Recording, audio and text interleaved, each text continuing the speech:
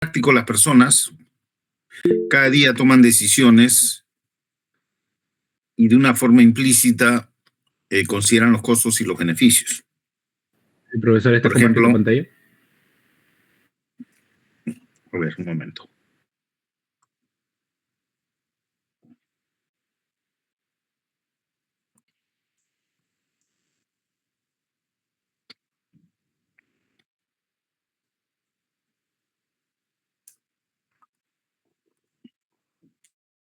Ahí pueden ver mi pantalla.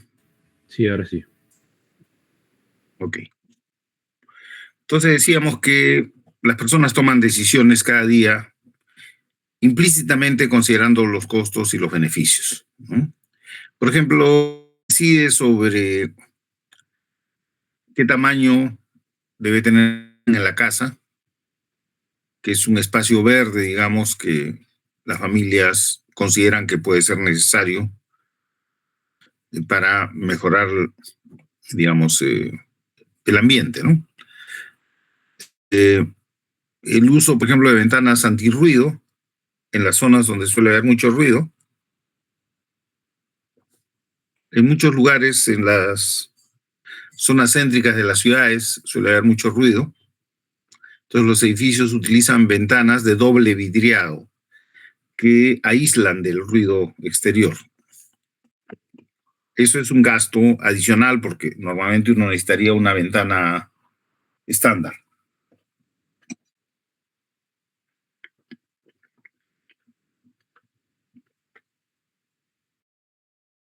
Otras es, las familias deciden viajar a visitar zonas verdes de recreación. La gente se va al Callejón de Guaylas. Antes se iban a Chosica, ahora hay que ir un poco más lejos. Y para disfrutar de ese verdor se incurre en determinados gastos, ¿no? Entonces, en general, decidimos gastar más o menos en mejorar la calidad del ambiente. Bueno, aquí hay varios problemas, ¿no? El problema es que la teoría neoclásica considera que las personas somos un homo económicos, ¿no? Es decir, básicamente una computadora que frente a cada decisión estamos decidiendo si los beneficios son mayores que los costos. Lo que resulta poco probable, ¿no? No solamente por las complicaciones de tener que tomar ese tipo de decisiones, o sea, hacer un análisis costo-beneficio, porque supone valorar los beneficios y poner precios a los costos, lo que no es una cosa tan sencilla, sobre todo cuando se trata del ambiente y no tenemos un precio de referencia, en muchos casos, ¿no? Pero además, existe el problema de que los beneficios ambientales son bienes públicos y por tanto, para obtenerlos necesitamos una acción colectiva. Por ejemplo, si queremos mejorar la calidad del aire, la única manera es con una solución colectiva. Una solución individual no va a resolver ningún problema. Igual la conservación de los bosques o la protección de alguna especie que esté en peligro. Y aquí surge entonces la cuestión de la valoración económica, porque inevitablemente para decidir qué debemos proteger y además cuánto debemos gastar en esa protección, se necesita una valoración económica del beneficio que vamos a obtener. Resulta que no todos valoramos igual los beneficios ambientales. Una baja valoración económica del ambiente podría indicar que nadie se preocupe por este, y eso en el mundo real suele ser rechazado por los que sí se preocupan, lo que tiende a generar situaciones conflictivas.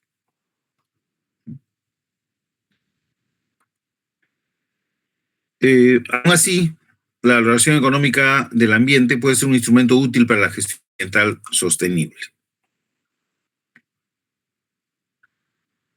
Generalmente se acepta que las decisiones económicas son buenas cuando los beneficios son mayores que los costos, y eso es porque en ese caso, cuando los beneficios son mayores que los costos, el bienestar de la sociedad se incrementa. El problema con las decisiones ambientales es que la valoración económica de los beneficios ambientales es un tema sujeto a mucho debate, sujeto a mucha discusión, ¿no? Aunque en general pudiéramos aceptar de que las decisiones ambientales serían convenientes cuando los beneficios son superiores a los costos. Pero en este caso se tiene el problema de la valoración económica. ¿Por qué? Porque existe una diversidad de problemas prácticos para hacer el cálculo de los valores económicos de un recurso que no tiene un mercado, ¿no? Donde no existe un precio. Entonces, es mucho más difícil inventar un precio, ¿no? O determinar un precio implícito, digamos, en la decisión de las personas sobre la misma. La segunda objeción es si es pertinente aplicar un criterio económico a decisiones que estrictamente no son económicas, ¿no? Entonces, en esta sección vamos a evaluar los distintos métodos para valorar el ambiente.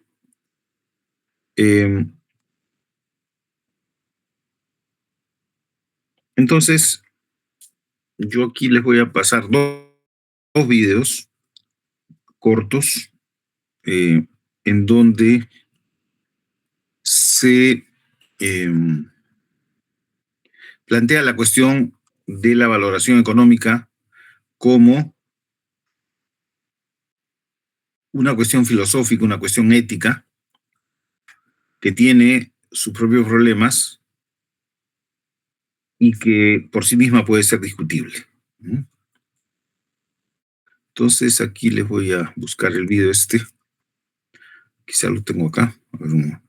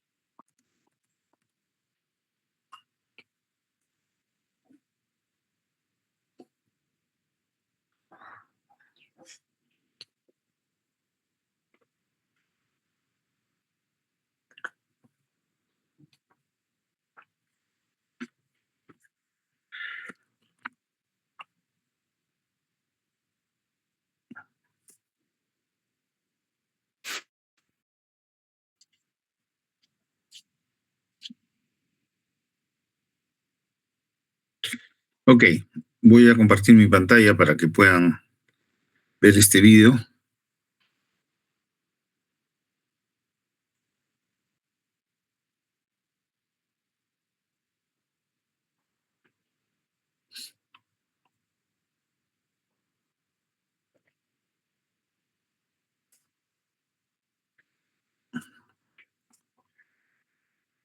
Ahora, por favor, ustedes confirmen que pueden ver mi pantalla y que el sonido.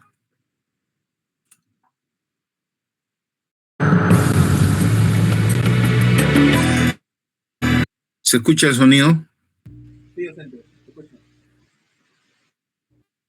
Ok, gracias. Bueno, miren, este video es de Michael Sandel. Michael Sandel es profesor de la Universidad de Harvard, profesor de filosofía. Y precisamente esta presentación es acerca de las implicancias éticas filosóficas en un sentido más general, de utilizar criterios económicos para tomar decisiones sobre cuestiones que no son económicas. Entonces, este es el primer video, y luego vamos a ver un video que pretende justificar justamente el uso de criterios económicos para las decisiones ambientales. O quizás deberíamos verlos al revés. Sí, quizás vamos a verlo al revés. Primero, este.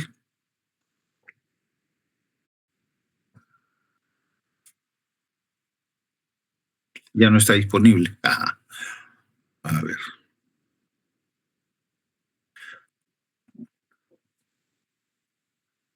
A ver, un momentito. Buscar.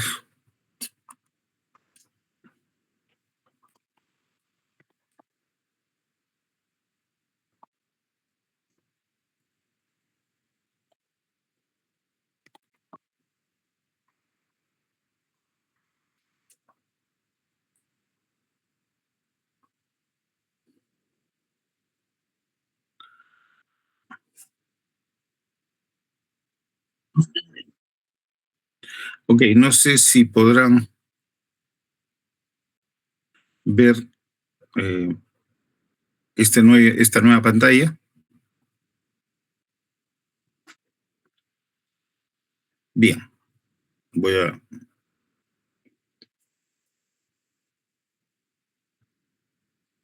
Tiene que dejar de compartir y compartir si está mostrando un video. En eso estoy.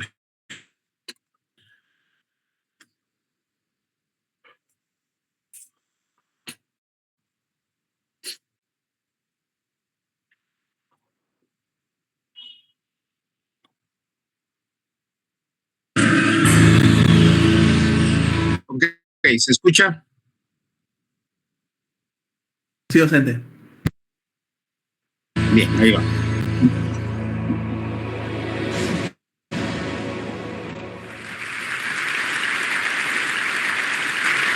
I'm here to talk to you about the economic invisibility of nature. The bad news is that Mother Nature's back office isn't quite working yet, so those invoices don't get issued. But we need to do something about this problem.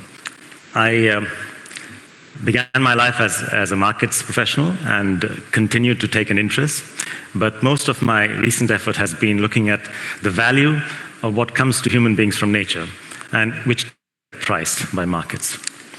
A project called TEEB, 2007, and it was launched by a group of environment ministers of the G8+. The basic inspiration was a Stern review of Lord Stern. They asked themselves the question, if economics could make such a convincing case for early action on climate change, well, why can't the same be done for conservation? Why can't an equivalent case be made for nature? And the answer is, yeah, it can, but it's not that straightforward. Biodiversity, the living fabric of this planet, is not a gas. It exists in many layers, ecosystems, species, and genes across many scales, international, national, local, community. And doing for nature what Lord Stern and his team did for is not that easy. And yet we began. We began the project with an interim report which quickly pulled together a lot of information that had been collected on the subject by many, many researchers. And amongst our compiled results was the startling revelation that, in fact, we were losing natural capital that flow from nature to us. We were losing it at an extraordinary rate, in fact, of the order of $4 trillion worth of natural capital. This came out in 2008, which was, of course, around the time that the banking crisis had shown that we had lost financial capital in the order of $2.5 trillion. So this was comparable in size to that kind of loss. We then have gone on since to present for international community, for governments, for local governments, and for businesses, and for people, for you and me, a whole slew of reports which were presented at the UN last year, which address the economic invisibility of nature and describe what can be done to solve it. What is this about? A picture that you're familiar with, the Amazon rainforest. It's a massive store of carbon, it's an amazing store of biodiversity, but what people don't really know is it's a rain factory. because the northeastern trade winds, as they go over the Amazon, effectively gather the water vapor. Something like 20 billion per day of water vapor is sucked up by the northeastern trade winds and eventually precipitates in the form of rain across the La Plata Basin. This rainfall cycle, this rainfall factory, effectively feeds an agricultural economy of the order of $200 billion worth in Latin America. But the question arises, okay, so how much do Uruguay, Paraguay, Argentina, and indeed the state of Mato Grosso in Brazil pay for that vital input to that economy to the state of Amazonas, which produces that rainfall? And the answer is zilch, exactly zero. That's the economic invisibility of nature. That can't keep going on because economic incentives and disincentives are very powerful. Economics has become the currency of policy. And unless we address this invisibility, we are going to get the results that we are seeing, which is a gradual degradation and loss of this valuable natural asset. This is how procrastination manifests in high-performing man. This is me before putting things off. It's not just about the Amazonas or indeed about rainforest. No matter what level you look at, whether it's at the ecosystem level or at the species level or at the genetic level, we see the same problem again and again. So rainfall cycle and water regulation by rainforests at an ecosystem level. At the species level, it's been estimated that insect-based pollination, bees pollinating fruit and so on, is something like $190 billion worth. That's something like 8% of the total agricultural output globally. Completely passes below the radar screen. When did a bee actually ever give you an invoice? Or for that matter, if you look at the genetic level, 60% of medicines were prospected, were found first as molecules in a rainforest or a reef. Once again, most of that doesn't get paid. And that brings me to another aspect of this, which is to whom should this be paid? That genetic material probably belonged, if it could belong to anyone, to a local community of poor people who parted with the knowledge that helped the researchers to find the molecule which then became the medicine. They were the ones that didn't get paid. And if you look at the species level, you saw about fish. Today, depletion of ocean fisheries is so significant that effectively it is affecting the ability of the poor, the artisanal fisher folk, and those who fish for their own livelihoods, to feed their families. Something like 1 billion people depend on fish, the quantity of fish in the oceans. 1 billion people depend on fish for their main source for animal protein. And at this rate at which we are losing fish, it is a human problem of enormous dimensions, a health problem of a kind that we haven't seen before.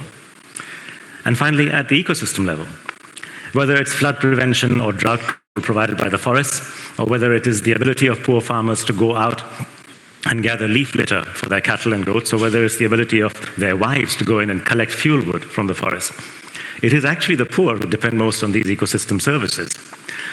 We did estimates in our study that for countries like Brazil, India, and Indonesia, even though ecosystem services, these benefits that flow from nature to humanity for free, they're not very big in percentage terms of GDP, 2, 4, 8, 10, 15%. But in these countries, if we measure how much they're worth to the poor, the answers are more like 45%, 75%, 90%.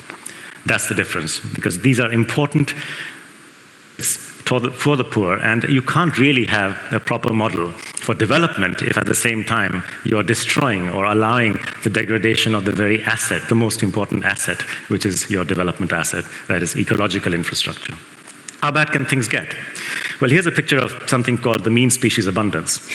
It's basically a measure of how many tigers, toads, ticks, or whatever, on average, of biomass of various species around. The green represents the percentage. If it's dark, like 80 to 100%. If it's yellow, it's 40 to 60%. And these are percentages versus the original state, so to speak, the pre-industrial era, 1750. Now I'm going to show you how business as usual will affect this. And just watch the change in colors in India, China, Europe, Sub-Saharan Africa, as we move on and consume global biomass at a rate which is actually not going to be able to sustain us. See that again. The only places that remain green, and that's not good news, is in fact places like the Gobi Desert, like the tundra, and like Sahara. But that doesn't help because there were very few species and volume of biomass there in the first place. This is the challenge. The reason this is happening boils down, in my mind, to one basic problem, which is our inability to perceive the difference between public benefits and private profits. We tend to constantly ignore public wealth simply because it is in the commonwealth, it's common goods. And here's an example from Thailand, where we found that because the value of a mangrove, that it's about $600 over the life of 9 years that this has been measured, compared to its value as a shrimp farm, which is more like $9,600, there has been a gradual trend to deplete the mangroves and convert them to shrimp farms. But of course, if you look at what exactly those profits are, almost 8,000 of those dollars are in fact subsidies. So you compare the two sides of the coin and you find that it's more like 1,200 versus 600. That's not that hot. But on the other hand, if you start measuring how much it actually costs to restore the land of the shrimp farm back to productive use, once salt deposition and chemical deposition has actually had its effects, that answer is more like $12,000 of cost. And if you see the benefits of the mangrove in terms of the storm protection and cyclone protection that you get, and in terms of the fisheries, the fish nurseries that provide fish for the poor, that answer is more like $11,000. So now look at the different lens. If you look at the lens of public wealth as against the lens of private profits, you get a completely different answer, which is clearly conservation makes more sense and not destruction. So is this just a story from South Thailand? Sorry, this is a global story. And here's what the same calculation looks like, which was done recently, well, I say recently over the last 10 years, by a group called TrueCost. And they calculated for the top 3,000 corporations, what are the externalities? In other words, what are the costs of doing business as usual? This is not illegal stuff. This is basically business as usual, which causes climate changing emissions, which have an economic cost. It causes pollutants being issued, which have an economic cost, health costs, and so on. Use of fresh water. If you drill water to make coke near a village farm, that's not illegal, but yes, it costs the community. Can we stop this, and how?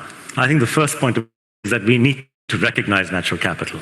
Basically, the stuff of life is natural capital, and we need to recognize that and build that into our systems. When we measure GDP, a measure of economic performance at the national level, we don't include our biggest asset at the country level. When we measure corporate performances, we don't include our impacts on nature and on what our business costs society. That has to stop. In fact, this was what really inspired my interest in this space. I began a project way back called the Green Accounting Project. That was in early 2000, when India was going gung-ho about GDP growth as the means forward, looking at China with its stellar growth of 8, 9, 10%, and wondering why can't we do the same? And a few friends of mine and I decided this doesn't make sense. This is going to create more costs to society and more. So we decided to do a massive set of calculations and started producing green accounts for India and its states. That's how my interest began and went to the T project. Calculating this at the national level is one thing, and it has begun, and the World Bank has acknowledged this, started a project called WAVES, Wealth Accounting and Valuation of Ecosystem Services. But calculating this level, that means at the business sector level, is important. And actually, we've done this with the T project. We've done this for a very difficult case, which was for deforestation in China. This is important because in China, in 1997, the Yellow River actually went dry for 9 months, causing severe loss of agricultural output and pain and loss to society. A year later, the Yangtze flooded, causing something like 5,500 deaths. So clearly, there was a problem with deforestation. It was associated largely with the construction industry, and the Chinese government responded sensibly and placed a ban on felling. A retrospective on 40 years shows that if we had accounted for these costs, the cost of loss of topsoil, the cost of loss of waterways, the lost productivity, the loss to local communities as a result of all these factors, desertification and so on, those costs are almost twice as much as the market price of timber. So in fact, the price of timber in the Beijing marketplace ought to have been 3 times what it was, had it reflected the true pain and the cost to the society within China. Of course, after the event, one can be wise. The way to do this is to do it on a company basis, to take leadership forward, and to do it for as many important sectors which have a cost, and to disclose these answers. Someone once asked me, who is better or worse? Is it Unilever or is it P&G when it comes to their impact on rainforests in Indonesia? And I couldn't answer because neither of these companies, good though they are and professional though they are, do not calculate or disclose their externalities. But if we look at companies like Puma, Jochen Seitz, their CEO and chairman, once challenged me at a function saying that he's going to implement my project before I finish it. Well, I think we kind of did it at the same time, but he's done it. He's basically worked out the cost to Puma. Puma has $2.7 billion of turnover, $300 million of profits, $200 million after tax, $94 million of externalities, cost to business. business. Now, that's not a happy situation for them, but they have the confidence and the courage to come forward and say, here's what we are measuring. We are measuring it because we know that you cannot manage what you do not measure. That's an example, I think, for us to look at and for us to draw comfort from. If more companies did this, more sectors engaged this as sectors, you could have analysts, business analysts, you could have people like us and consumers and NGOs actually look and compare the social performance of. Today, we can't yet do that, but I think the path is laid out. This can be done. I'm delighted that the Institute of Chartered Accountants in the UK has already set up a coalition to do this, an international coalition. The other favorite, if you like, solution for me is the creation of green carbon markets. And by the way, these are my favorites: externalities calculation and green carbon markets. TEEB has more than a dozen separate groups of solutions, including protected area evaluation and payments for ecosystem services and eco-certification, and you name it. But these are the favorites. What's green carbon? Today, what we have is basically a brown carbon marketplace. It's about energy emissions. The European Union ETS is the main marketplace. It's not doing too well. We've overissued, a bit like inflation. You overissue currency, you get what you see, declining prices. But that's all about energy and industry. But what we are missing out is also some other emissions like black carbon, that is soot. What we are also missing is blue carbon, which, by the way, is the largest store of carbon, more than 55%. Thankfully, the flux, in other words, flow of emissions from the ocean to the atmosphere and vice versa, is more or less balanced. In fact, what's being absorbed is something like 25% of our emissions, which leads to acidification or lower alkalinity in oceans. More of that in a minute. And finally, there's deforestation.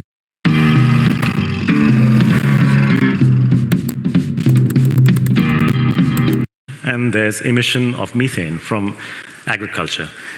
Green carbon, which is the deforestation and agricultural emissions, and blue carbon together comprise 25% of our emissions. We have the means already in our hands through a structure, through a mechanism called REDD+, a scheme for the reduced emissions from deforestation and forest degradation. And already Norway has contributed $1 billion each towards Indonesia and Brazil to implement this REDD+ scheme. So we actually have some movement forward, but the thing is to do a lot more of that. Will this solve the problem? Will economics solve everything? Well, I'm afraid not. There is an area that is the oceans, coral reefs. As you can see, they cut across the entire globe, all the way from Micronesia, across Indonesia, Malaysia, India, Madagascar, and to the west of the Caribbean. These red dots, these red areas, basically provide the food and livelihood for more than 500 million people. So that's almost an eighth of society. And the sad thing is that as these coral reefs are lost, and scientists tell us that any level of carbon dioxide in the atmosphere above 350 parts per million is too dangerous for the survival of these reefs. We are not only risking the extinction of the entire coral species, the warm water corals, we're not only risking a fourth of all fish species which are in the oceans, but we are risking the very lives and livelihoods of more than 500 million people who live in the developing world in poor countries. So in selecting targets of 450 parts per million and selecting 2 degrees at the climate negotiations, what we have done is we've made an ethical choice. We actually kind of made an ethical choice in society to not have coral reefs. Well, what I will say to you in parting is that we may have done that. Let's think about it and what it means. But please, let's not do more of that, because Mother Nature only has that much logical infrastructure and that much natural capital. I don't think we can afford too much ethical choices. Thank you.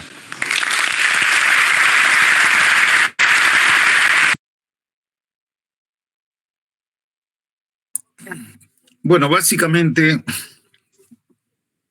lo que se sostiene aquí es que determinadores económicos de la naturaleza y asignando precios en base a esos valores estimados, vamos a contribuir a que la naturaleza se conserve, ¿no? Este es un argumento, digamos, que viene desde que la gente se empieza a preocupar por el ambiente, por la naturaleza, por la conservación, por la sostenibilidad. Y entonces la economía neoclásica tiene esta cualidad de colonizar, digamos, ámbitos de otras especialidades, estableciendo que cualquier otro problema se puede y se debe evaluar como un problema económico, ¿no? Y entonces, al hacerlo, la valoración sería el factor, la valoración económica sería la herramienta que nos ayudaría a entender la importancia de la conservación. No me cabe duda que en algunos casos pueda ser efectivamente una ayuda, ¿no? Hacer la valoración económica del ambiente. Tampoco me cabe duda que en las decisiones ambientales el criterio económico es importante y por lo tanto deberíamos hacer una valoración económica. Pero de ahí a pasar a pretender que las decisiones ambientales deberían basarse en este tipo de valoraciones, con todos los problemas que vamos a ver tienen, es como un poco excesivo, ¿no? Entonces, digamos, este es el punto de vista claramente donde la influencia de la teoría neoclásica es más fuerte, en el sentido, pues, de que hay que hacer un análisis de beneficios y costos para tomar las decisiones. Y claro,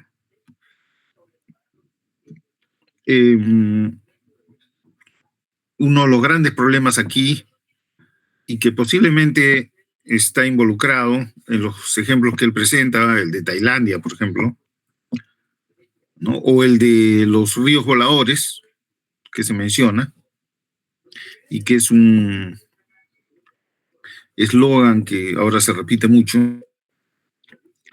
Mi experiencia, mi propia experiencia profesional, de hace pues 40 años, es que en realidad tiende a haber muchas sobrevaluaciones, ¿no?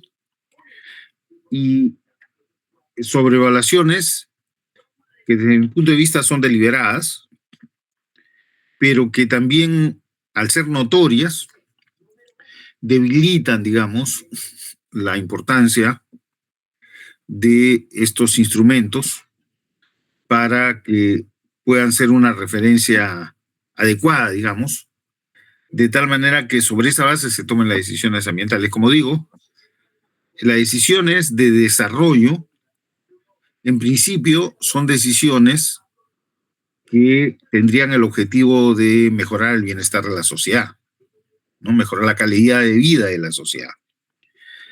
Y digamos que si la valoración económica ayuda a mejorar la calidad de vida de la sociedad, podría ser efectivamente, como se sostiene aquí, y ese es el argumento aquí, podría ser una herramienta sumamente útil, ¿no? Sin embargo, si como yo sostengo un poco en base a mi propia experiencia, hay una enorme cantidad de valoraciones que están claramente sobrevaluadas, el resultado puede ser el contrario, ¿no? Es, como dice el dicho, el tiro por la culata. Vamos a ver nosotros aquí en este curso algunos casos de valoración donde yo muestro evidencia de lo que estoy afirmando, ¿no? Ahora, este es el punto de vista propiamente neoclásico, digamos, con relación a la cuestión de la valoración económica. Y, sin embargo, hay el otro punto de vista, que es la crítica que hace Michael Sandel y que vamos a ver a continuación. Entonces, voy a dejar de compartir, a ver.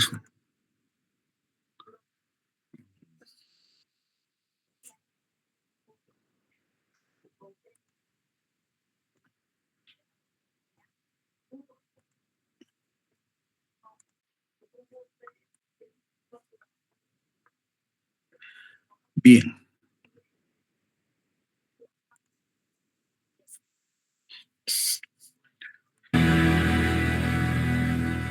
¿Se escucha conforme? Sí, conforme.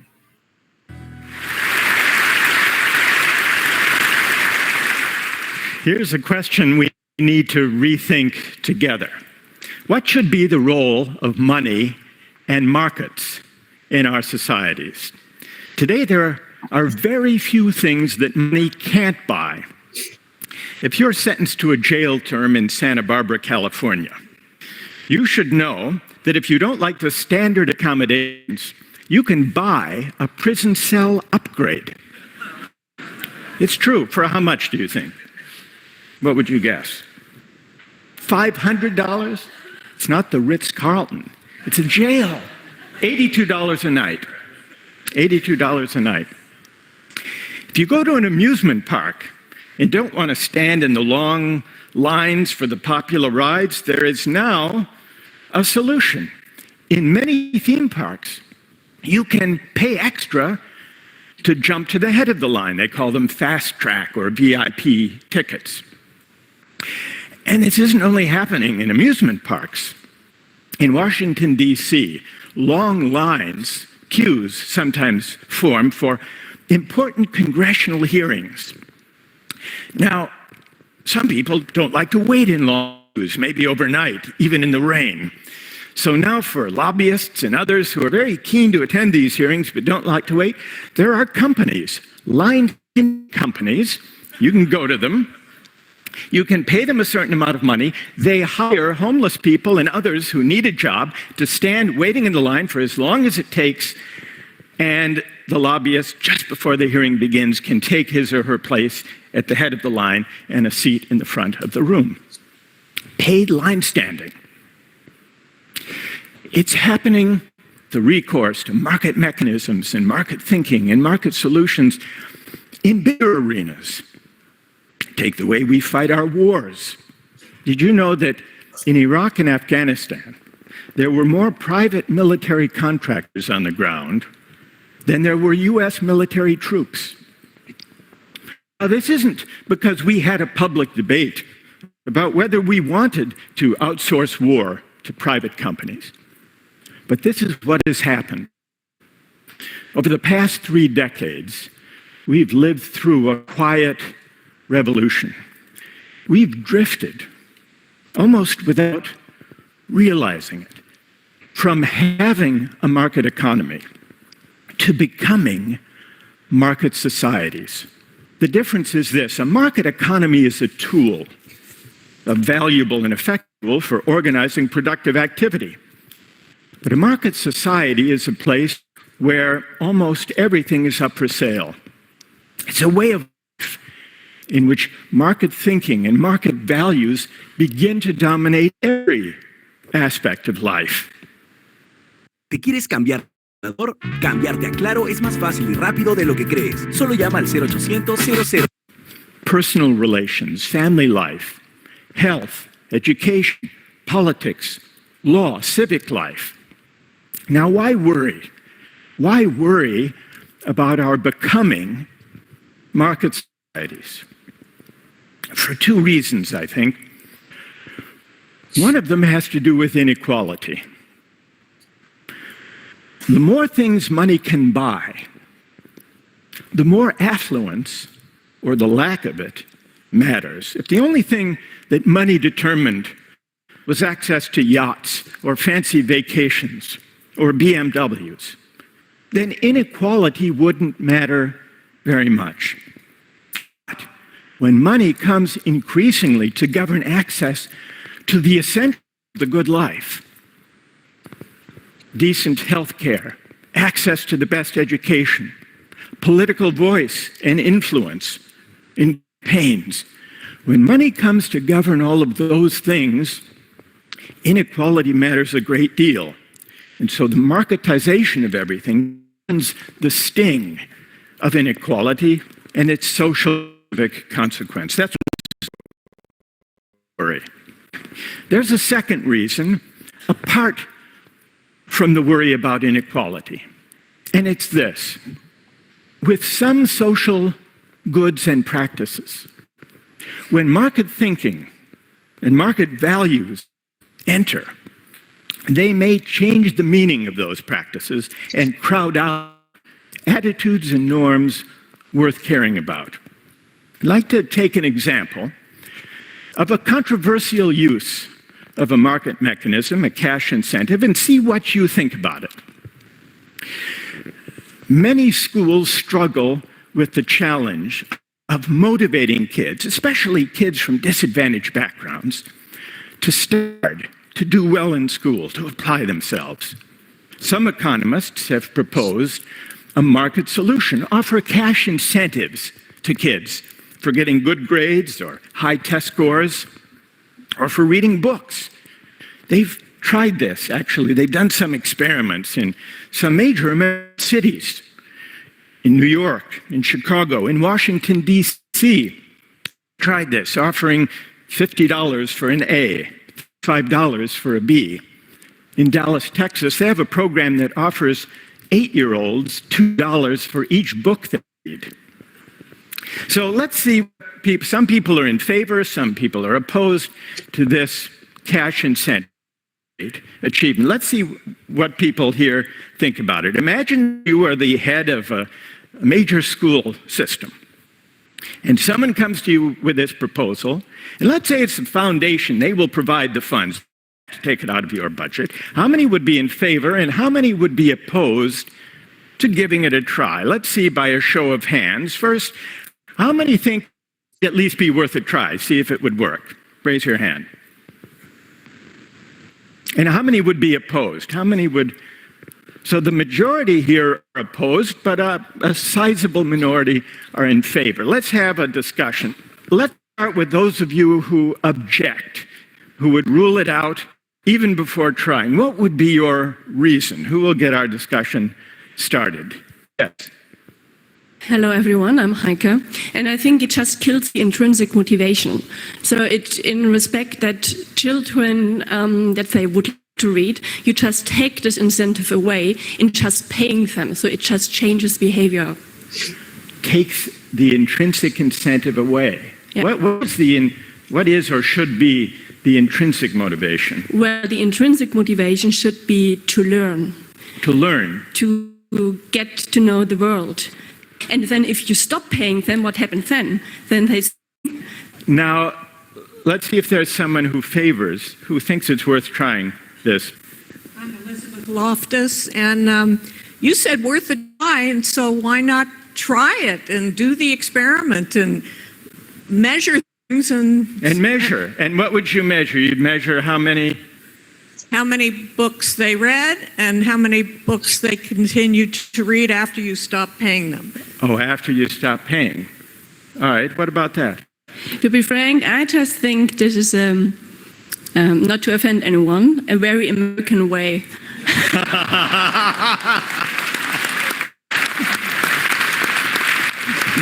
All right, what's emerged from this discussion? The following question. Will the cash incentive drive out or corrupt or crowd out the higher motivation, the intrinsic lesson that we hope to convey, which is to learn, to love, to learn, and to read for their own sakes? And people disagree about what the effect will be, but that seems to be the question, that somehow a market mechanism or a cash incentive teaches the wrong lesson. And if it does, what will become of these children later? I should tell you what's happened with these experiments. The Cash for Good Grades has had very mixed results. For the most part, has not resulted in higher grades. The $2 for each book did lead those kids to read more books. It also led them to read shorter books. Deja de estudiar inglés. Comienza a hablar inglés. Vamos a empezar a practicar inglés. What is your name? But the real question is, what will become of these kids later? Will they have learned that reading is a chore, a form of piecework to be done for pay? That's the worry. Or may it lead them to read, maybe for the wrong reason initially, but then lead them to fall in love with reading for its own sake? Now, what even this brief brings out is something that many economists look. economists often assume that markets are inert, that they do not touch or taint the goods they exchange. Market exchange, they assume, doesn't change the meaning or value of the goods being exchanged. This may be true enough if we're talking about material goods. If you sell me a flat screen television or give me one as a gift, it will be the same good. It will work the same either way. But the same may not be true if we're talking about non-material goods and social practices, such as teaching and learning or engaging together in civic life. In those domains, bringing market mechanisms and cash incentives may undermine or crowd out non-market values and attitudes worth caring about. Once we see that markets and commerce, when extended beyond the material domain, can change the character of the goods themselves, can change the meaning of the social practices, as in the example of teaching and learning, we have to ask where markets belong and where they don't, where they may actually undermine values and attitudes worth caring about. But to have this debate, we have to do something we're not very good at, and that is to reason together in public about the value and the meaning of the social practices we prize. From our bodies, to family life, to personal relations, to health, to teaching and learning, to civic life. Now, these are controversial questions, and so we tend to shrink from them. In fact, during the past 3 decades, when market reasoning and market thinking have gathered force and gained prestige, our public discourse during this time has become hollowed out, empty of larger moral meaning. For fear of disagreement, we should raise questions. But once we see that markets change the character of goods, we have to debate among ourselves these bigger questions about how to value goods. One of the most corrosive effects of putting a price on everything is on commonality, the sense that we are all in it together. Against the background of inequality, marketizing every aspect of life leads to a condition where those who are of modest means increasingly live separate lives. We live and work and shop and play in different places. Our children go to different schools. This isn't good for democracy, nor is it a satisfying way to live, even for those of us who can afford to buy our way to the head of the line. Here's why. Democracy does not require perfect equality. But what it does require is that citizens share in a common life. What matters is that people of different social backgrounds, different walks of life, encounter one another, bump up against one another in the ordinary course of life. Because this is what teaches to negotiate and to abide our differences. And that's how we come to care for the common good. And so in the end, the question of markets is not mainly an economic question. It's really a question of how we want to live together. Do we want a society where everything is up for sale? Or are there certain moral and civic goods that markets do not honor and money cannot buy? Thank you very much.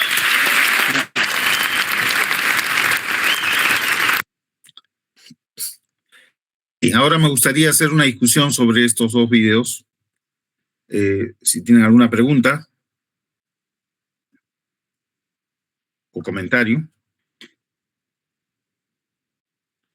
Bueno, miren, Michael Sandel es profesor de filosofía en la Universidad de Harvard, ¿no? Es una persona de una reputación internacional sólida. Él tiene un libro con el título de Lo que el dinero no puede comprar.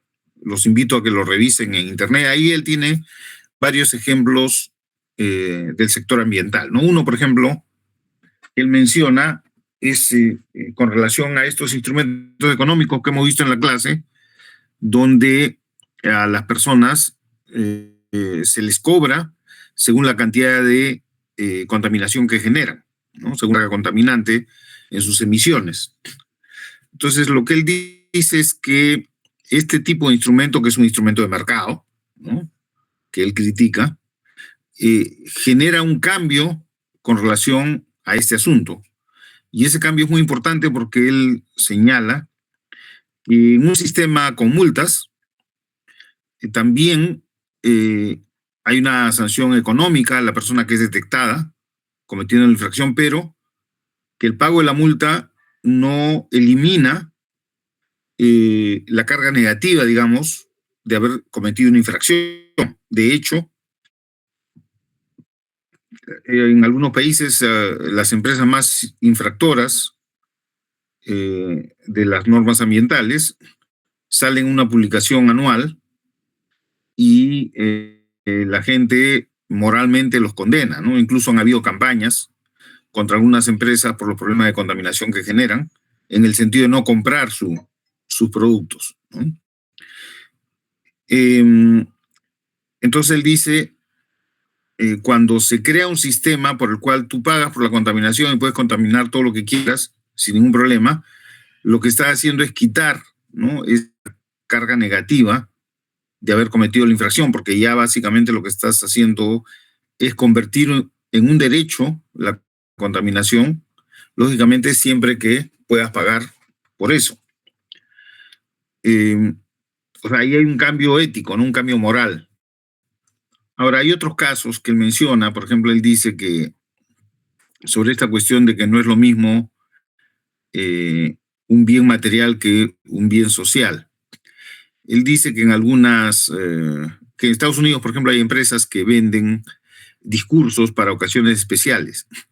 Entonces, el que tiene interés le manda los datos, pues, del discurso que quiere realizar, ¿no?, la circunstancia, en fin, y paga $250 o $300 y a vuelta de correo recibe un discurso, ¿no?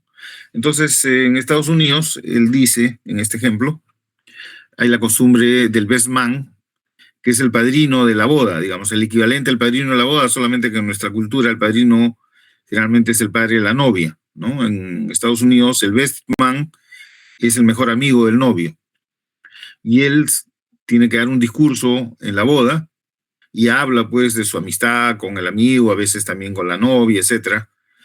Pero entonces imagínense ustedes que en una boda el best man da este discurso muy sentido, ¿no?, que a todo el mundo lo aplaude y que todo el mundo se emociona por las cosas que dice, y después de que ha dado el discurso y todos lo felicitan, el best man le dice al novio, el discurso lo compré por $300.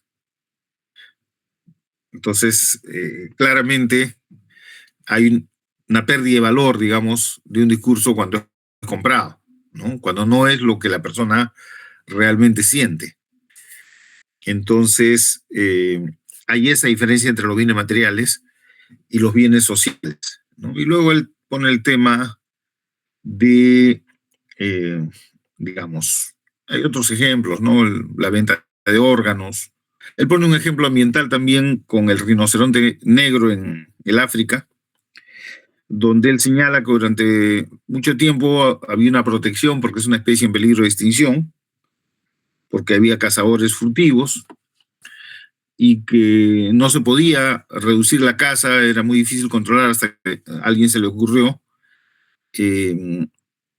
digamos, hacer una subasta para que los que quieran cazar un rinoceronte oferten un precio en esa subasta y el dinero recolectado se usará para proteger al rinoceronte negro, en este caso para pagarle a los dueños de los terrenos donde esté el hábitat de este rinoceronte, de tal manera que ellos se encarguen de proteger, ¿no? Y efectivamente así lo hicieron, y en una subasta el precio por cazar un rinoceronte llegó como a $200,000,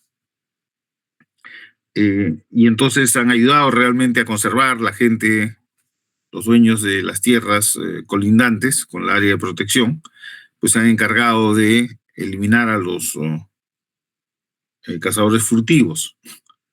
Entonces, pero él dice, sí, claro, el resultado, desde el punto de vista práctico, es positivo porque se ha logrado proteger al horizonte negro, pero hay un problema ético acá, ¿no? De aceptar que alguien pague para cazar un animal que esté en peligro de extinción. Entonces va contra el hecho mismo, digamos, de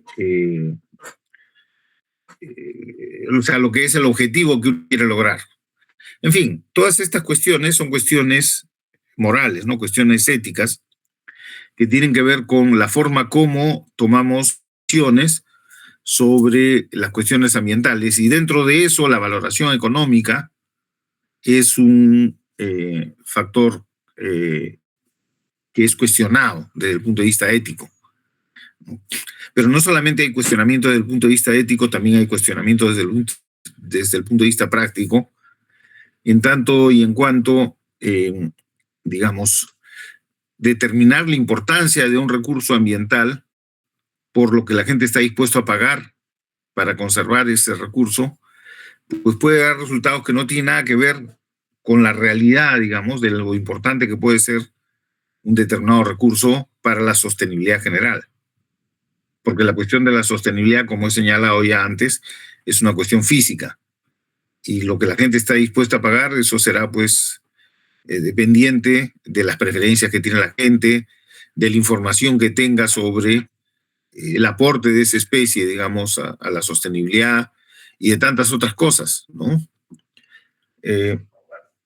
Así que eso es lo que podemos, digamos, concluir de estas dos presentaciones.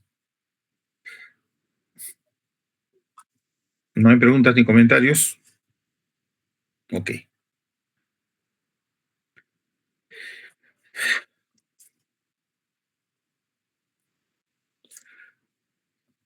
¿Pueden ver mi pantalla con la lámina? No.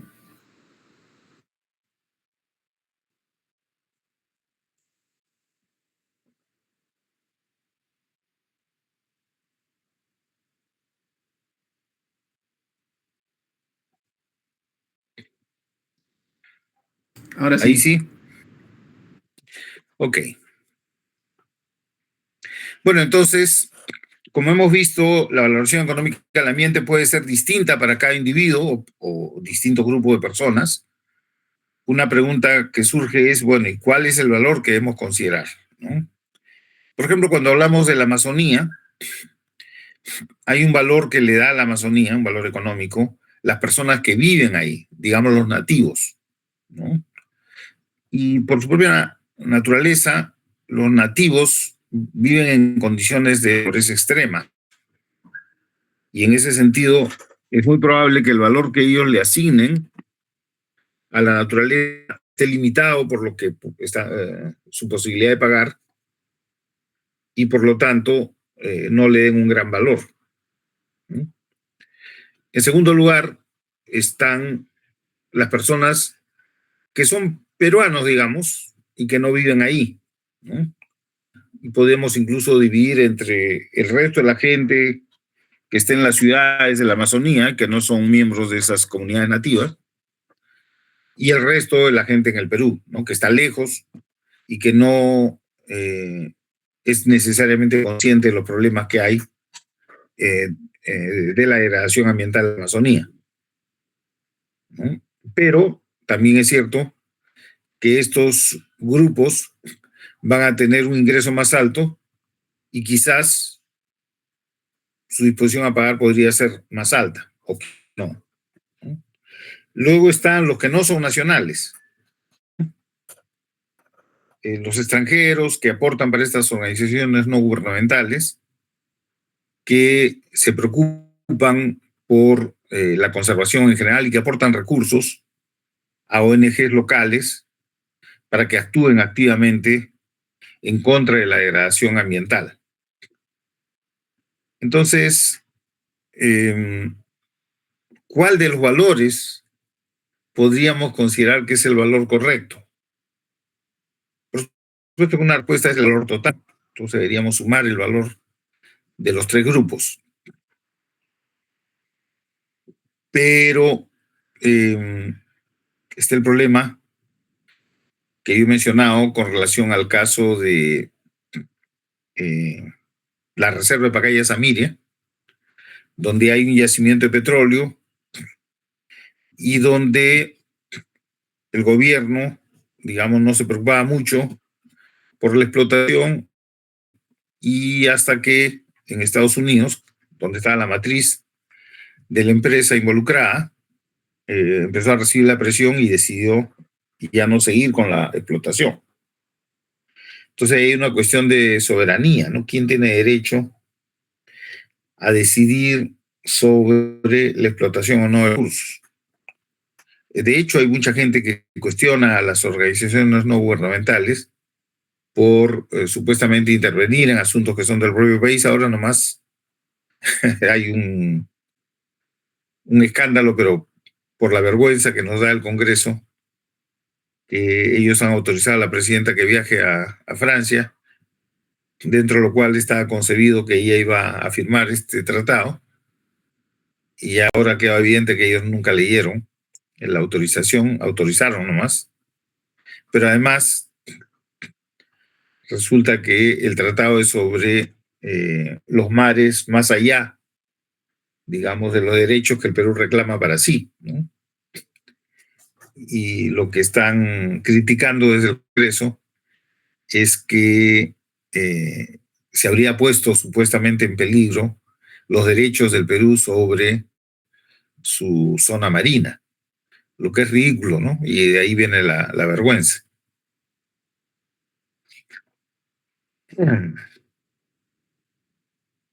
Entonces, un problema que es relevante es la cuestión del derecho de las generaciones futuras, ¿no?, a tener suficiente conservación. Es decir, a que no se destruya ahora con miras a beneficios para esta generación lo que ellos podrían utilizar en el futuro, ¿no? Y típicamente, ¿no?, hay quienes se preocupan por la conservación y supuestamente serían los que defienden esos derechos, pero en realidad siguen siendo las generaciones presentes las únicas que ejercitan su derecho a hacer la valoración, porque las otras no están presentes. ¿Cómo se puede determinar los valores ambientales? Bueno, el valor se expresa en las conductas individuales de las personas en el mercado. Esto es que personas que tienen una alta preferencia, una alta valoración por un bien, manifestar una disposición a pagar alta, ¿no? Y los que tienen una baja preferencia o una baja valoración del daño ambiental, pues van a ofrecer precios bajos. Y se supone que en función a la escasez, además del beneficio ambiental, ¿no?, del componente ambiental, esta que sería la oferta, digamos, en conjunción con la demanda, debería determinar un precio que es lo que se trataría de calcular, digamos, a través de estos estudios de valoración. Y esa debería ser la guía para tomar las decisiones. El problema es que esto cae dentro del concepto de soberanía del consumidor, ¿no?, que proviene de la teoría neoclásica, según el cual es el consumidor o el ciudadano, a través de sus preferencias expresadas en el mercado, a través de su disposición a pagar, quien, digamos, determina qué es lo conveniente o qué es lo inconveniente. Pero entonces, que el Estado intervenga en determinada esfera, ¿no?, de asuntos como las drogas, por ejemplo, prohibiendo el consumo de drogas, persiguiendo incluso a los que comercializan drogas. Si aplicáramos el principio de soberanía del consumidor de manera extrema, entonces deberíamos dejar que cada persona decida si consume o no dichas drogas, ¿no? O el tema del cinturón de seguridad, ¿no? O el uso, por ejemplo, de cascos cuando se maneja una moto. Porque cada quien podría decidir por sí mismo si en aras de su propia seguridad le conviene o no usar el cinturón de seguridad o le conviene o no usar un casco cuando está manejando una moto. Sin embargo, es aceptado que el Estado intervenga y obligue en estos casos a que se use el cinturón de seguridad, a que no se consuma drogas o a que se use un casco protector. Entonces, de manera análoga en este caso, con relación al ambiente, el Estado podría decidir que independientemente de las preferencias de los consumidores, vale la pena proteger a la vicuña, por ejemplo, ¿no?, como de hecho ha ocurrido, o alguna otra especie, el oso de anteojos, o el guacamayo, ¿no?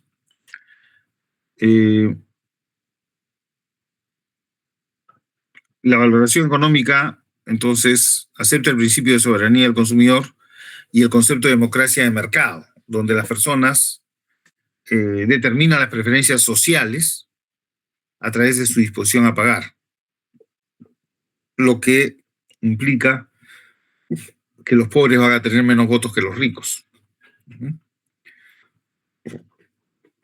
En este sentido, desde hace mucho tiempo ha habido esta tesis de los paraísos de contaminación, ¿no?, donde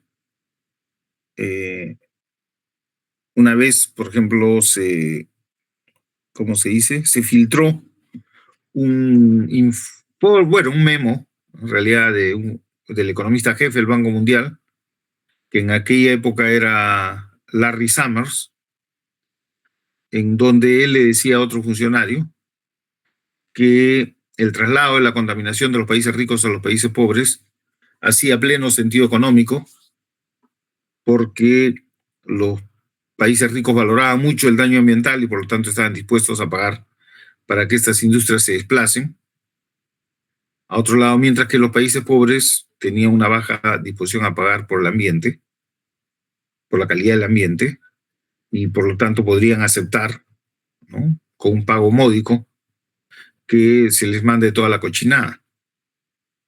Y este memo se filtró y fue a dar a los periódicos y se produjo un escándalo. Al poco tiempo, el economista jefe del Banco Mundial tuvo que renunciar, ¿no?, por el problema de desigualdad, digamos, y la visión un poco extrema con relación a ese hecho, ¿no? Las decisiones sobre bienes colectivos, de otro lado, no pueden ser decisiones individuales, ¿no? Si yo quiero evitar que un bosque se destruya, eso no puede ser una decisión individual, tiene que ser una decisión colectiva. Y entonces, digamos, la expresión del valor económico del ambiente como el principal criterio para tomar esas decisiones es algo que está sujeto a problemas.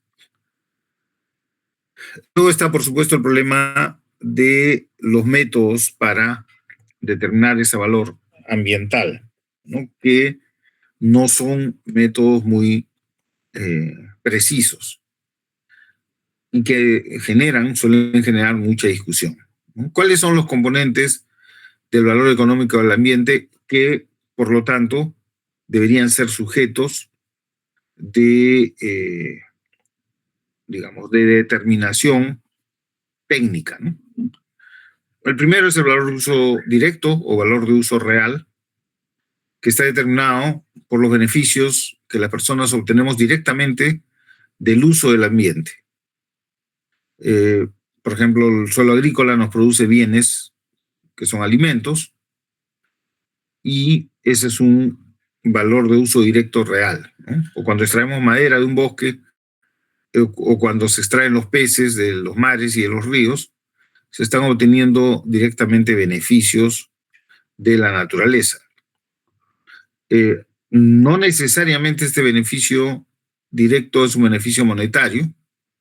Cuando la gente se va al Callejón de Guaylas para disfrutar del paisaje, el beneficio no es un beneficio monetario, como sí puede ser un kilo de papas o como sí puede ser un kilo de pescado, ¿no? En segundo lugar, tenemos el valor de uso indirecto, que está determinado por los servicios que presta el ambiente. Son beneficios de naturaleza indirecta, como aquellos que se derivan, por ejemplo, de la absorción de carbono por los árboles, ¿no?, en su proceso de crecimiento, o los beneficios de un bosque para la estabilización del clima, ¿no?, como hábitat, por ejemplo, para especies que resulta necesario proteger y conservar. Entonces, ahí hay un valor adicional, ¿no?, pero de naturaleza indirecta. Y luego tenemos el valor de opción, que viene a ser un valor determinado por la disposición a pagar para conservar la opción de utilizar en el futuro un recurso que actualmente no se utiliza, ¿no? Entonces, tenía este amigo que se fue a estudiar a Europa y finalmente se quedó en Europa y tenía una casa acá en Chosica que había heredado y siempre mantenía la casa porque pensaba que iba a regresar y entonces ahí iría con sus hijos, ¿no? Entonces, digamos que no vender la casa significa no obtener un beneficio, ¿no?, que representaría, digamos, el dinero, la venta de la casa. Y ese es un valor de opción, o sea, conservar algo para utilizarlo en el futuro, aunque actualmente no se utilice, ¿no? La figura más clara con relación a un valor de opción es cuando uno paga un seguro, ¿no? Por ejemplo, un seguro de un auto. Nadie quiere chocarse con el auto y por lo tanto siempre trata de evitar los choques, ¿no? Entonces, lo que está tratando de hacer es evitar usar el seguro. Pero uno paga no porque quiere usar el seguro, sino por la opción de usarlo en caso que lo necesitara. Entonces, ese es un pago por una opción solamente, ¿no? No es el pago directo por usar el servicio en este caso. Este valor de opción puede haber, pues, en el caso del ambiente donde hay especies que están en peligro, hay hábitats que si yo a un bosque le meto cemento y construyo casas, nunca más va a haber bosque ahí, ¿no? Y quizás las personas podrían tener interés en que el bosque se conserve, aunque ahora no lo usen, pero en el futuro, si hay mucha deforestación, tener un bosque podría ser de un valor alto, ¿no? Eso es entonces el valor de opción. Y finalmente hay un valor de existencia que es un valor altruista, ya que está determinado por la disposición a pagar por la conservación de recursos que no se utilizan de manera directa. Entonces la gente, por ejemplo, paga en los países desarrollados por la conservación de la ballena azul, ¿no? Le pagan a WWF cantidades considerables de dinero para que realice acciones para conservar la ballena azul. Pero ahí esto es solamente un pago por el placer de saber que la ballena azul se va a conservar. No es que la persona tenga la expectativa de que va a ir por un crucero, ¿no? En el océano y que va a disfrutar de la vista de la ballena azul. Y entonces el pago que está haciendo es con ese fin, ¿no? Es solamente un pago, en realidad, altruista, ¿no? Una contribución por el placer de saber que eso se va a conservar para el futuro. Un pago similar, una disposición a pagar similar, es la del valor del legado, ¿no? Que no es una disposición a pagar por el consumo de la misma persona, pero sí aquí hay una consideración de dejar una herencia, dejar un legado, por ejemplo, pensando en los nietos o en los bisnietos que puedan dar de la conservación de ese recurso. Entonces, el valor económico del ambiente tiene todos estos componentes. Hay un valor de uso y hay valor de no uso, donde el valor de uso está representado por el valor del uso directo, el valor de uso indirecto e incluso por el valor de opción, que es un pago por la posibilidad de utilizarlo, el bien, aunque no necesariamente por el uso del bien. Como digo,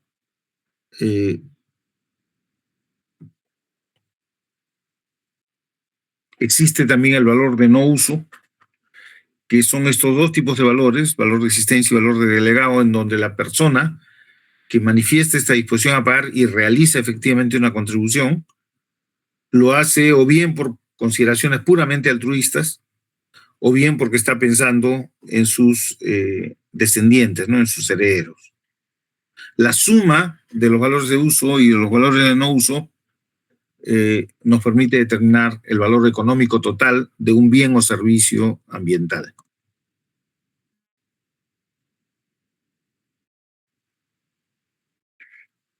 Ok, ¿cuál es la relación entre el valor económico y el precio? Sabemos que los beneficios del consumo de un bien es en general superior a su precio en el mercado, lo que implica que va a existir un excedente del consumidor. La gente puede estar dispuesta a pagar por un par de zapatos, digamos, 300 soles, pero de repente hay una oferta y los mismos zapatos que la persona veía todos los días a un precio de 300 soles y que finalmente se decía comprar pagando los 300 soles, el día que comprar encuentra que hay una oferta y que el precio es 200 soles, igual los compra, ¿no? Entonces claramente la persona está dispuesta a pagar 300 soles, pero dado que había una oferta, solamente ha pagado 200 soles. Ahí claramente existe un excedente del consumidor, que es la diferencia entre lo que la gente está dispuesta a pagar por un bien y el precio del bien en el mercado. Entonces existe un conjunto de bienes y males que no tienen precio debido a la inexistencia de un mercado para intercambiar dichos bienes, ¿no? Que es el caso de la presencia de externalidades y de bienes públicos. Por ejemplo, la gente podría estar dispuesta a pagar por tener más aire limpio, pero dado que no existe un mercado, esa disposición a pagar no se manifiesta, ¿no? Expresamente. O, por ejemplo, la gente podría estar dispuesta a pagar para evitar la contaminación de los ríos, ¿no? Sin embargo, no existe un mercado para eso, esencialmente porque el agua en los ríos es un bien público. Y entonces, si alguien hace algo para mejorar la calidad del agua, en realidad no se va a poder apropiar del beneficio, que el beneficio va a ser para todos. Entonces, en realidad no hay mucha diferencia entre las externalidades y los bienes públicos. Los bienes públicos son un tipo de externalidad, ¿no? De otro lado, no es necesario, no es indispensable que exista un precio de mercado para que la gente esté dispuesta a pagar por un bien. Y el principio aquí es que si el bien le representa un bienestar, entonces la persona podría estar dispuesta a pagar para obtener ese incremento de bienestar, lo que significa que el bien tendría un valor económico, ¿no? Y entonces aquí los conceptos de disposición a pagar y disposición a pagar son conceptos relevantes. La disposición a pagar representa lo que la gente está dispuesta a pagar para obtener un bien o servicio o librarse de un mal, ¿no? Se evidencia en el mercado al momento de efectuar una compra. Y la disposición a aceptar representa lo que la gente está dispuesta a aceptar a modo de compensación por tolerar un mal o por ceder un bien o servicio. En cualquier operación de compra y venta se manifiesta una disposición a pagar de parte del que compra y una disposición a aceptar de parte del que vende, ¿no? Entonces, la disposición a pagar y la disposición a aceptar son conceptos económicos que van a resultar relevantes cuando se trata de estimar el valor económico de la calidad ambiental, ¿no? Sea esto una mejora, ¿no?, de la calidad, o sea, pues un empeoramiento como consecuencia de la contaminación. Ahora, como hemos dicho, la disposición a pagar resulta ser igual al precio más el excedente del consumidor. Ahora, la teoría dice que la disposición a pagar y la disposición a aceptar por un bien deberían ser equivalentes, ¿no? Pero, digamos, eso se ha comprobado que no es así, ¿no? Y se ha establecido que habría todo de propiedad de las cosas, ¿no? Ahora, por supuesto que hemos dicho también que las personas tienen distintas preferencias, distinta información y en general otros factores diferentes que van a determinar que las valoraciones sean distintas. Entonces, la disposición a pagar difiere en la práctica de un individuo a otro. Y la forma entonces de determinar la disponibilidad a pagar del conjunto es agregando, ¿no?, sumando las disposiciones a pagar individuales, lo que plantea ciertos problemas, ¿no? En primer lugar, dado que existe un excedente del consumidor, no estamos seguros de que los precios reflejen adecuadamente el valor económico de esos bienes ambientales. Básicamente,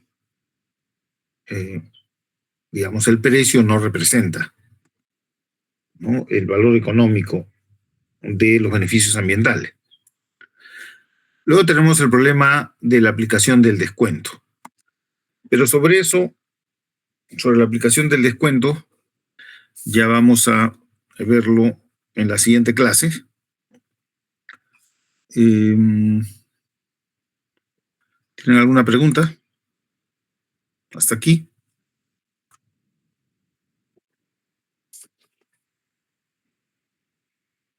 ¿No tienen preguntas?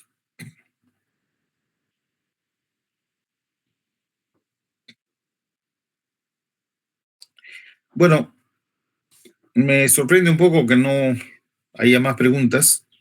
Este tema de la valoración económica solía ser uno de los temas más interesantes con relación a la economía ambiental, ¿no?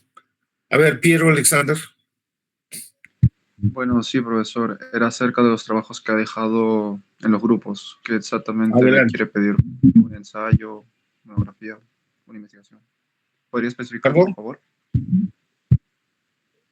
No escuché. ¿Cuál es la pregunta? ¿Podría especificar, por favor, los trabajos que ha dejado para los grupos? Acerca de qué quiere que le entreguemos, una monografía, un ensayo, en qué formato y... Ok. la fecha. Ok.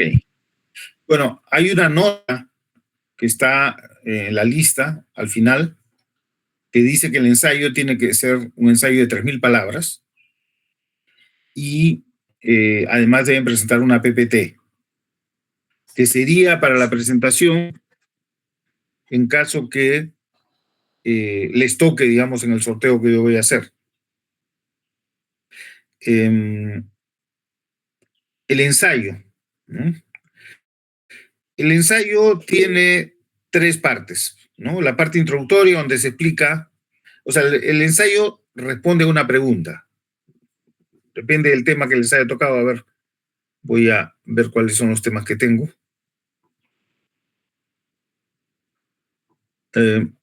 Digamos, instrumentos económicos, ¿no? Yo preguntaría cuál es la utilidad de los instrumentos económicos, ¿no?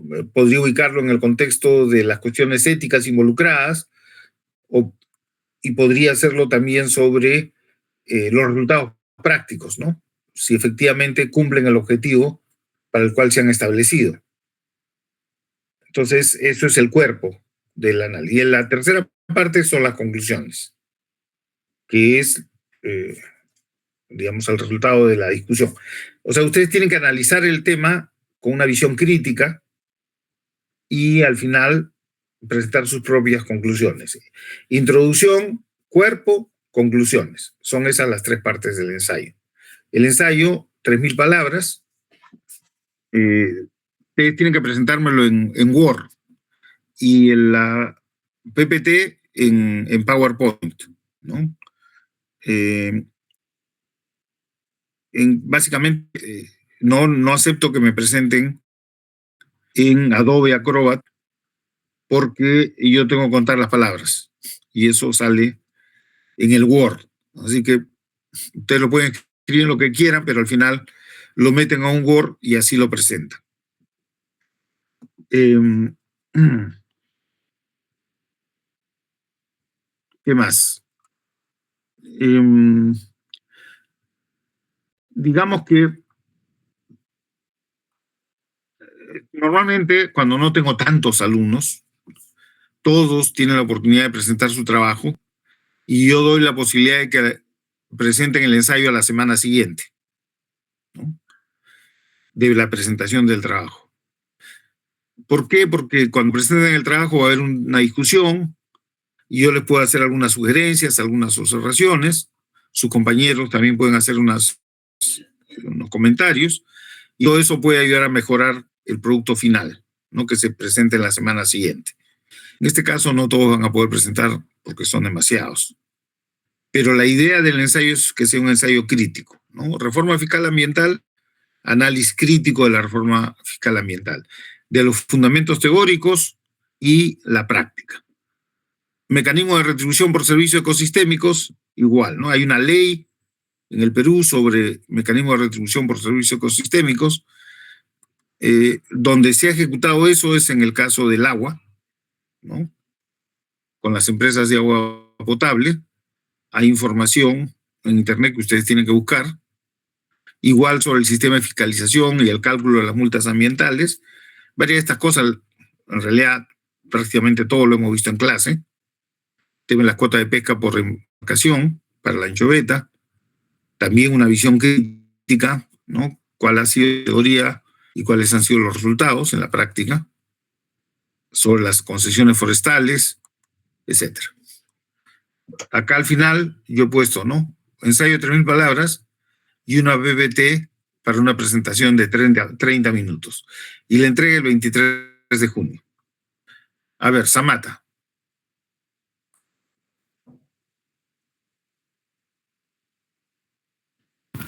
Samata. Perdón, profesor. Ahí activé mi micro. Quería saber más o menos si hay un límite en el tema de la bibliografía que podemos usar. O sea, entiendo que es un ensayo y está en base a un punto de vista del equipo, ¿no? Pero, por ejemplo, para lanzar las ideas, capaz, para serle sincero, profesor, he sentido yo el tema un poco muy general y, no sé, capaz lo que lleguemos a sintetizar como grupo no es lo que usted busque, o etcétera, ¿no? ¿me podría indicar más o menos a qué nivel de, no sé, de analizar el tema podríamos llegar como grupo?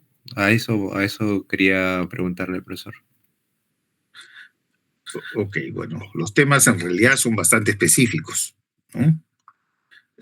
Digamos que si el tema es cuotas de pesca por embarcación, por ejemplo, ¿no? Es uno de los temas. Entonces hay que analizar la ley, ¿no? ¿De dónde viene esta idea de las cuotas por embarcación? ¿No? Está la experiencia de Nueva Zelanda, está la experiencia de Islandia, está la experiencia de Chile. Entonces el análisis tiene que hacer referencia a eso y luego ver cómo se ha aplicado en el Perú y cuáles han sido los resultados en el Perú. Y todo eso significa buscar literatura, ¿no? En Internet. Eso es algo que ustedes saben hacer bien, así que no veo ningún problema y, digamos, mientras más referencias bibliográficas haya, pues mejor va a ser la nota. Ahora, no me van a poner referencias bibliográficas que no estén citadas en el texto. Solamente, por eso no digo bibliografía, ¿no? Referencias bibliográficas. Es distinto. Bibliografía es que yo pongo todo lo que hay sobre el tema y no necesariamente lo he leído. Estoy haciendo una recopilación nada más. Pero referencia bibliográfica es lo que yo cito en el texto. Algo que me ha servido para el análisis que yo estoy haciendo en el texto. Ahora, ¿cuál es el mínimo? Pues no sé, supongo que no puedo dar un número, pero supongo pues que se podrá hacer unas 10 lecturas, ¿no? En fin, eso no hay ni límite mínimo ni máximo. De repente no hay más información. Yo sé más o menos cuánta información hay sobre cada tema, ¿no? Sobre cada tema pues puede haber mucha información. Particularmente si van al inglés, va a haber más información. Pero digamos que los temas son bastante específicos. Entonces ustedes tienen que centrarse en un análisis crítico de cuál ha sido la concepción teórica, ¿no? del instrumento, de la herramienta, y cuál ha sido el resultado práctico cuando se ha aplicado. Básicamente en todos los casos se refieren al Perú, ¿no? Por ahí hay algún tema más general, como puede ser gobernanza policéntrica. Hay un par de lecturas ahí que ustedes pueden leer y hay más de referencia, pero eso es, ¿no?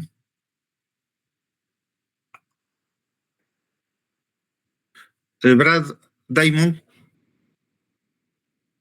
Sí, profesor. Buenas tardes. Consulta. El número de palabras, que es 3000, se cuenta hasta antes de la bibliografía, ¿verdad? Claro, claro. Okay. El número de palabras no es exacto tampoco. Es un referencial, ¿no? Me pueden presentar, pues, es decir, va a ser bien difícil que ustedes presenten 3000 palabras. Pueden ser 2900, digamos, o pueden ser 3100. Más o menos 3000, pues, ¿no? No es un número así rígido. José Canchari. Sí, profesor. Correspondiente a mi grupo le tocó el tema de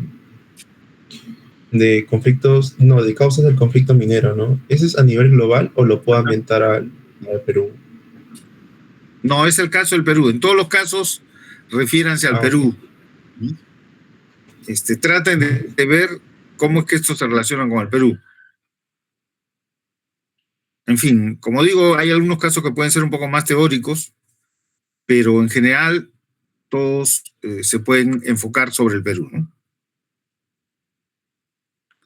Gracias, profesor. Bien, jóvenes. Entonces, nos vemos la próxima semana. Hasta luego. Por favor, me envían la grabación por correo.